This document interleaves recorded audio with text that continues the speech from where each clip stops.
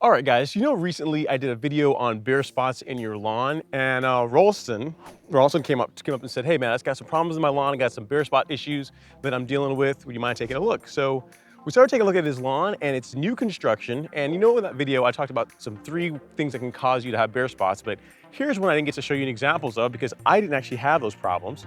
Come over here and take a look. You see all those rocks that are coming out? Where do these guys come from? Is it from these bare spots that I'm seeing here in the lawn right here?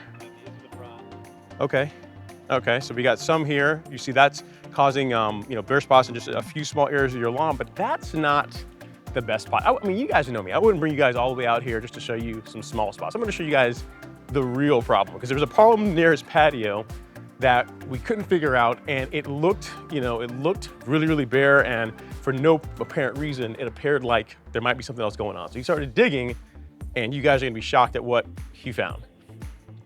So this was the spot that he was worried about initially by the patio, and you can see how much of a mess that made. I mean, there's quite a bit of material missing there, but look at what came out of that spot. Let me take you guys over here. That's kind of incredible, guys. I mean, I've seen some big rocks. I've seen, 6-inch rocks, 8-inch rocks, but I mean, these are like Flintstone-sized boulders we're dealing with here. I mean, those things are ginormous. That's gonna, to me, that qualifies as a 55-gallon drum of do not care whenever this was put in.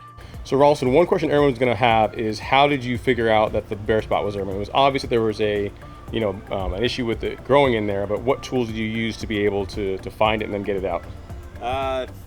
It's kind of been an ongoing pain since we moved in.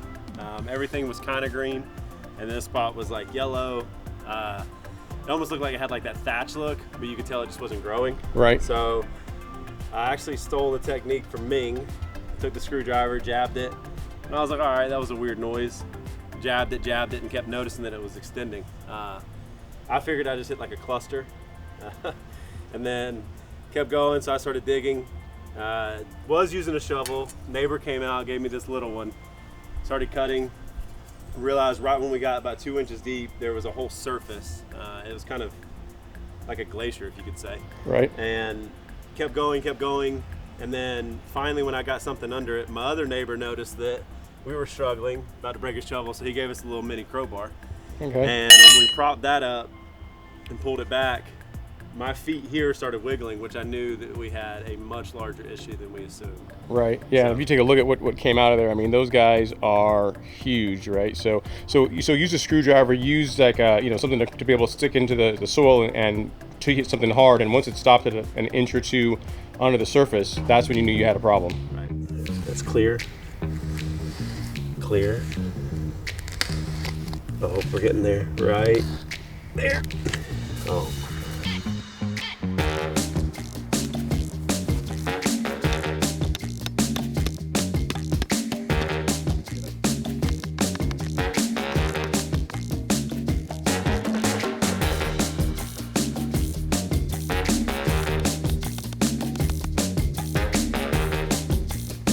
See it moving. It's gonna be that whole, you gotta go down lower. It's gonna be that whole section. I just saw that whole section there move.